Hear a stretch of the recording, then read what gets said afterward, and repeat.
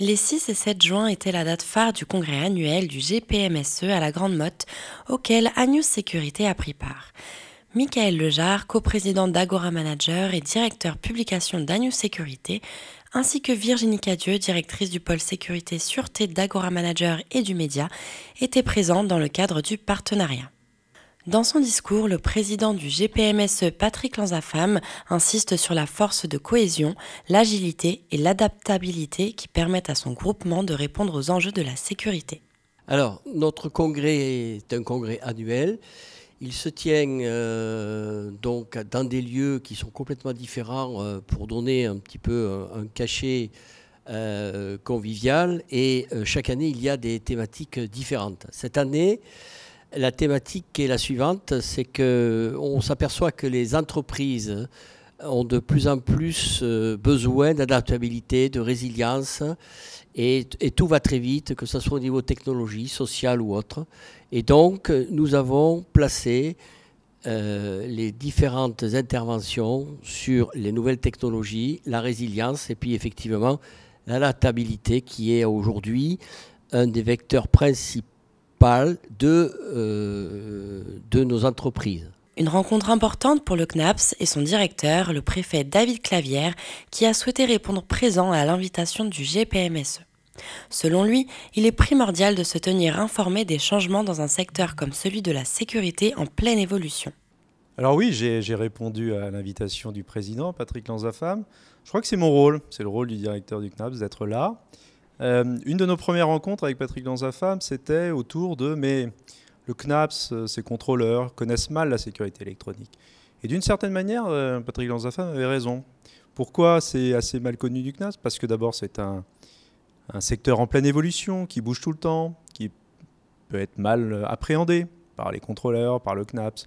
Et donc être là, à l'écoute de ce qui se fait, à l'écoute de l'innovation technologique, c'est aussi une façon de comprendre ce qui se passe, éventuellement d'adapter les règles, même si ce n'est pas tout à fait le rôle du CNAPS, mais c'est aussi être en capacité du coup de répondre aux interrogations qui peuvent se poser par rapport à la réglementation existante.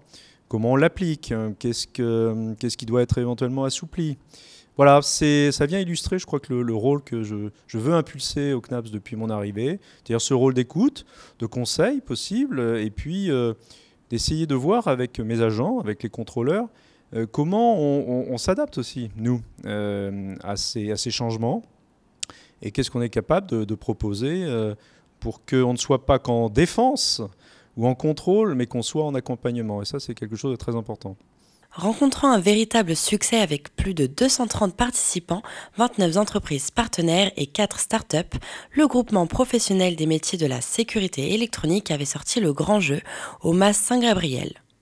Au programme, musique, danseuses de flamenco en costume traditionnel, sévillants et chevaux ont participé à ces chorégraphies tout au long de la soirée. Présent aux côtés de nombreux invités, Olivier Page, président d'ITESA, explique l'importance d'être présent au congrès annuel du GPMSE. Ce type de congrès nous permet de rencontrer nos principaux partenaires clients, de démontrer nos capacités en termes à la fois d'offres de matériel mais aussi d'offres de services et d'être représenté durant une des congrégations les plus importantes pour le métier en France. Au micro d'Agnus Sécurité, partenaire de l'événement, le président du GPMSE est revenu sur le bilan des groupes de travail au sujet de la formation. Alors sur la partie formation, on a bien évidemment depuis plusieurs années pris l'initiative de créer une réelle filiale de formation de sécurité électronique. Nous avons commencé par le métier de l'opérateur de télésurveillance et celui de vidéoprotection. On a aujourd'hui atteint une vitesse de croisière puisqu'on a formé plus de 425 personnes. Nous avons aussi dans les tuyaux le travail maintenant du technicien. Nous allons monter un processus concernant l'alternance. Nous envisageons de le projeter sur d'autres métiers comme l'ingénieur d'affaires, l'ingénieur commercial, où nous ne désespérons pas aussi de pouvoir faire un montage avec le régulateur et en respectant la loi sur effectivement l'apprentissage de l'opérateur de télésurveillance. De son côté, Luc Jouve, président d'honneur du GPMSE, révèle les perspectives de la fédération dans les années à venir. Alors la projection de notre métier dans les années à venir, et on sort d'une conférence avec Laurent Alexandre, c'est bien évidemment une avancée très importante avec l'intelligence artificielle.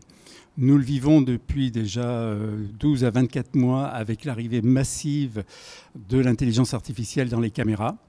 On s'aperçoit que petit à petit, les caméras remplacent la détection traditionnelle. On peut prendre l'exemple de caméras intelligentes bispectrum qui vont remplacer ou qui remplacent déjà les barrières extérieures infrarouges classiques.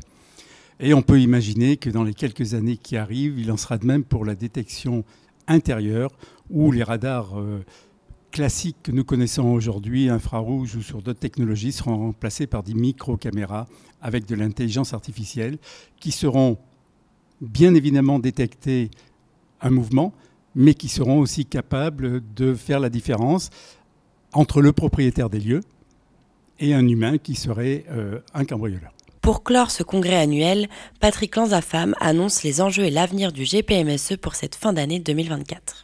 Alors, la prospective, aujourd'hui, on a plusieurs objectifs. D'abord, on va finaliser tout ce qui est outils cyber, avec la création donc, d'un label et avec certainement l'appui d'un tiers de confiance. Et là, nous sommes en discussion avec le CNPP pour avoir un produit certified.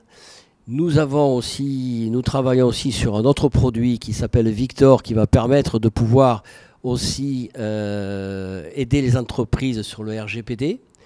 Et puis, nous allons continuer effectivement nos applicatifs, nos plateformes de formation pour l'étendre dans d'autres métiers, de manière à couvrir tout le spectre de nos entreprises et de pouvoir avoir effectivement un outil novateur qui permettra de répondre à la problématique du recrutement.